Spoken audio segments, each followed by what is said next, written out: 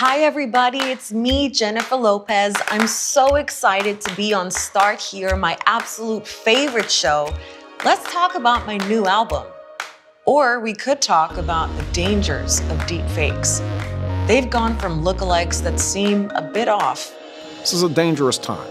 Trust in what is genuine and what is not. To scary good videos that have gone viral. We have now reached a state where the impersonations are extremely well done, extremely hard to detect. I genuinely love the process of manipulating people online for money. The technology behind deepfakes is getting smarter, while new apps are making it easier. The better deepfakes become, the harder it becomes to assess what is real and what is fake. So what are deepfakes? How can you spot them? And why could something as fun as a face swap actually be the start of something way more sinister?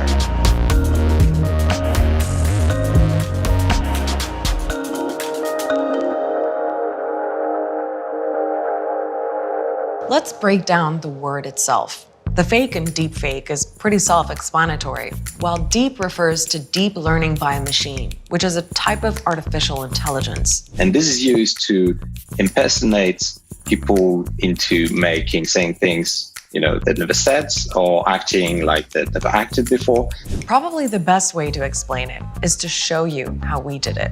So I'm here with Khaldoon, Start Here's graphics genius, and he's taken a video of me and a video of Jennifer Lopez. So I used a free software online called Deepfakes Lab. The first step is to turn your video into hundreds of images, basically the frames. And the second step is to separate the face from the images. So the software is pinning my eyes and my mouth to the center of the frame so that it's easier to align with JLo's face. And then we go to the step 3, which is the machine learning. I need to keep pressing P to update because it takes so much time. I just put the die on the P and then put some weight on it and go grab coffee.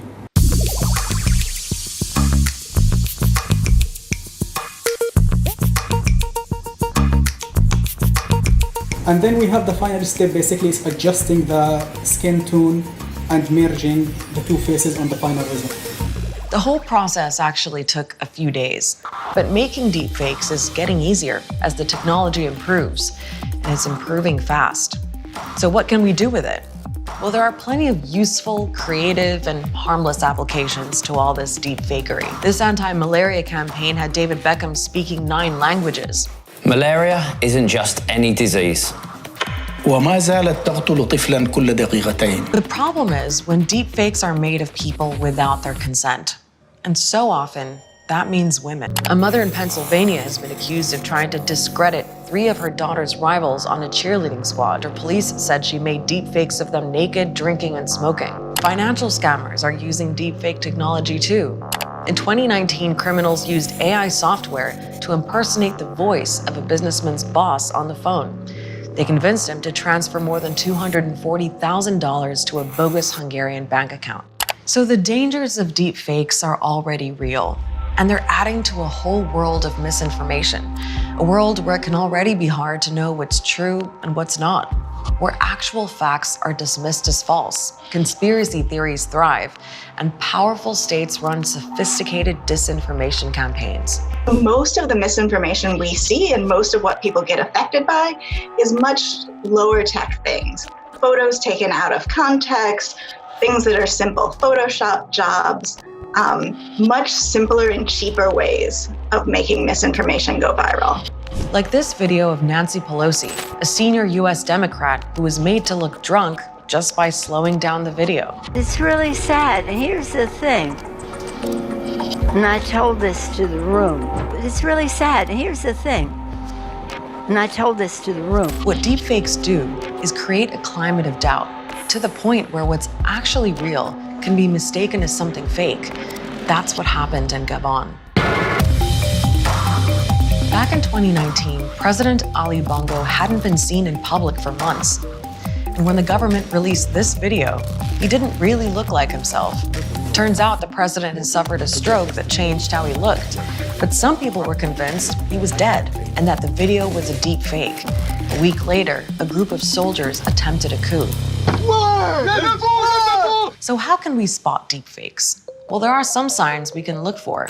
There might be differences in resolution, or if you see ghosting around the face or blurring around the ears or hairline, chances are a computer made it. What I tell people is if something makes you feel a strong emotion, either really good or really mad, that's the time to take an extra second and check to see if it's real. But the reality is that as deepfakes get better, they'll get harder and harder to spot. Researchers at universities and companies like Microsoft and Facebook are working on automated software to find and flag them. Organizations like the UN, Europol, and the FBI are all actively looking into how to counter deepfakes as a threat. There's nothing inherently bad about the technology, but we know the harm it can do. So what you and I can do is be more aware. Don't be fooled by the rocks that I got, or the face that I got either.